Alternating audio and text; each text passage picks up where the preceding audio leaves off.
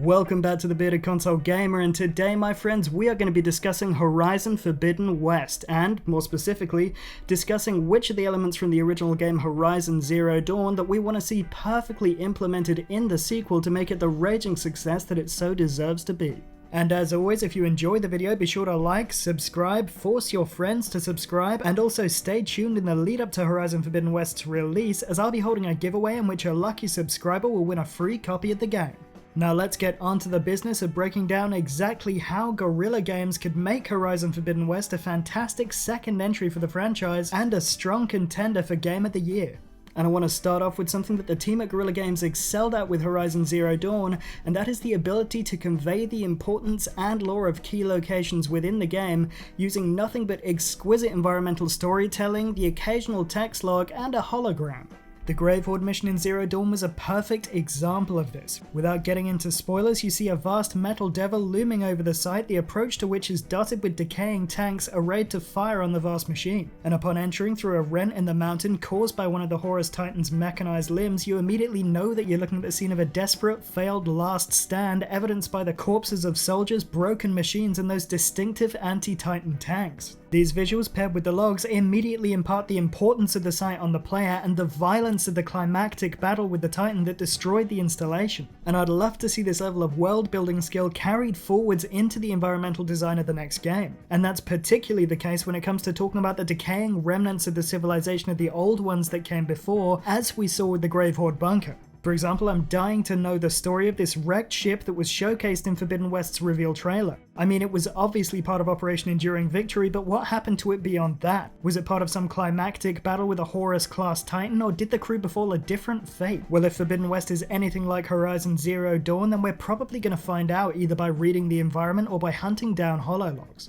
Sticking with world building for a hot, sweaty minute, one of my key hopes for Horizon Forbidden West is that the talented team at Guerrilla Games are able to capture the atmospheric magic that underpinned the most memorable moments that players experienced in Zero Dawn. Throughout my journey with Aloy, I was forced, literally forced, to stop in my tracks and marvel at the beauty of a seemingly unscripted scene in which a perfect confluence of lighting, incredible weather effects, and simply the time of day combined to create this magnificent vista that just unfolded before my eyes. It was an incredible graphical soup that occasionally hits like a hammer and leaves you wondering how the hell they made this ridiculous eye feast. And like any truly great soup, I need more of it, so prove to me that lightning can strike twice and feed me my magic soup, Guerrilla. Okay, I'll grant you that metaphor fell off the rails a little bit at the end there, but I stand by it, and this is what happens when you script while hungry. But regardless, the graphical quality is only one side of the coin. The team also need to nail the sound design. Half of the terror from fighting machines in Zero Dawn comes from the sound they make as they stomp towards you, wind up for an attack, or fire aggressive volleys of lasers from their face cannons. Great audio adds substance and weight to a digital world, and baby, let me tell you that Horizon Zero Dawn was heavy in the best possible way. So we want that same audio nastiness applied to the sequel, and if this is achieved with the addition of the DualSense controller's haptic feedback capabilities, then we could be in for a stunningly immersive experience. So what I'm essentially asking for here with Horizon Forbidden West is to be transported to a plane of audio-visual sensory nirvana. But even that probably wouldn't be enough for me because, and I know this is obvious but it needs to be said, the story of Aloy's next journey needs to be outstanding if it's going to live up to its predecessor. The story of Horizon Zero Dawn is one of my favorite single-player narratives of all time, and the gameplay in Forbidden West needs to be structured around a worthy continuation and extension of Aloy's story that maintains the grand apocalyptic scope and emotional charge of the original game. Now, there's currently no solid reason to believe that Forbidden West won't achieve this, but there is one thing that's kind of worrying me. And just so you know, we're going to briefly move into spoiler territory here, so if you haven't finished Zero Dawn yet, feel free to pause now, immediately like and subscribe to the channel, and skip ahead to the next timestamp. Okay, I'm going to assume that the kids are gone now, so here's my one concern when it comes to the wider story and to an extent the setting of Horizon Forbidden West. The story of the original game focused on Aloy delving into the secrets of the ancient past and discovering that ancient humanity had once fallen prey to swarms of military-grade unhackable machines known as the Pharaoh Plague that had one imperative: to consume every single organic molecule on the planet in order to fuel their continued existence. Which is, I guess, reasonable, if not maybe a little bit excessive. Knowing that the jig was up and that life was going to be totally eradicated, the best minds on Earth, led by one Elizabeth Sobek, devised Project Zero Dawn, a monumental endeavor that would see humanity pour all of its knowledge and technological acumen into a system that would essentially reboot life on our planet once the Pharaoh Plague had been forced into a state of permanent hibernation. The focal point of this endeavor was the creation of a sentient AI called Gaia who would oversee the terraforming and reintroduction of life, which would culminate with the reseeding of Earth with humanity who were incubated from a genetic stockpile.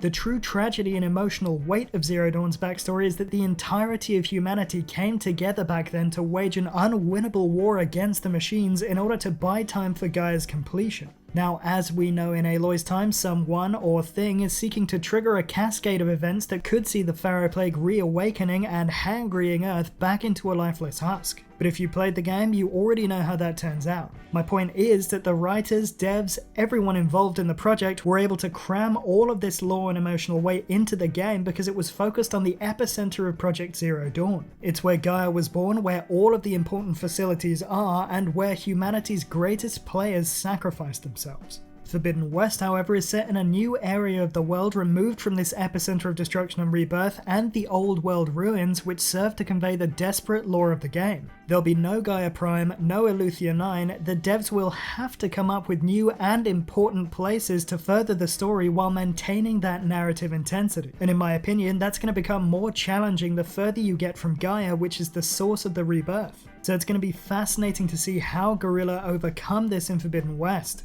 I mean, there will be kilns and other ancient bunkers, but they have to find a way to imbue them with the same sense of importance and gravitas as those we saw in the first entry into the series. And on a wider scale, I'd like to see the sense of contextual logic which underpinned the post-apocalyptic world of Zero Dawn carried over to Forbidden West. Okay, that sounded confusing, so here's what my brain meant.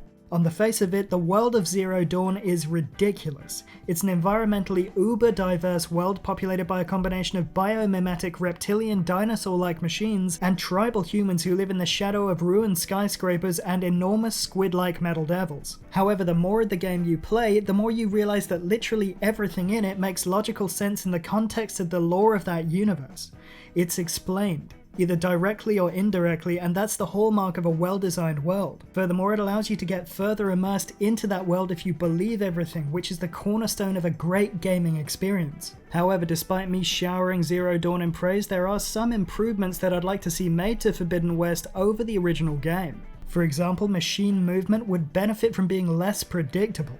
In Zero Dawn, any given Robo-Dino patrols a set route that doesn't deviate unless it's distracted by a player or an encroaching human NPC. Beyond this, they never stray from their designated area, and whilst that does make sense in the context of them being, well, machines rather than animals, it still gives the impression of an overly regimented world. Furthermore, I'd love to see a greater level of individuality when it comes to the human settlements in Forbidden West. Don't get me wrong, I love the way that the devs integrated the ceramic and metallic trophies taken from down machines into the design of the tribal dwellings of the Nora and Banuk in Zero Dawn. It's another example of excellent storytelling which this time conveys the deep affinity that the people have with the machines that populate their world. However, after a while these structures start to look very much alike and the settlements become somewhat samey. To some extent, that same point goes for the machines. There's little to no variation in them beyond their base designs, and yes, that makes sense in a way because they're all being produced in exactly the same way from exactly the same materials, but there is still some scope for variation in terms of wear and tear and battle damage.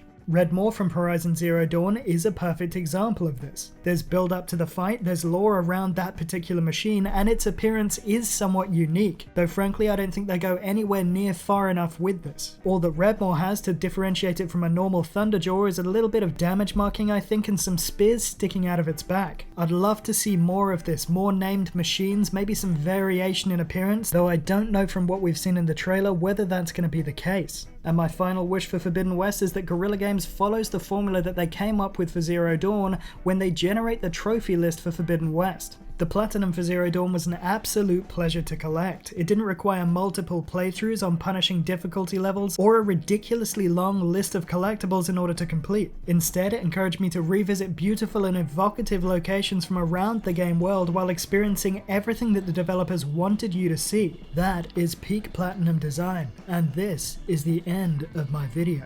If you enjoyed it, be sure to like and subscribe, and to let me know in the comment section below what you're looking forward to from Horizon Forbidden West when it finally launches in February this year. In the meantime, be sure to keep it here for all the biggest news, reviews, and reactions from around the video gaming industry.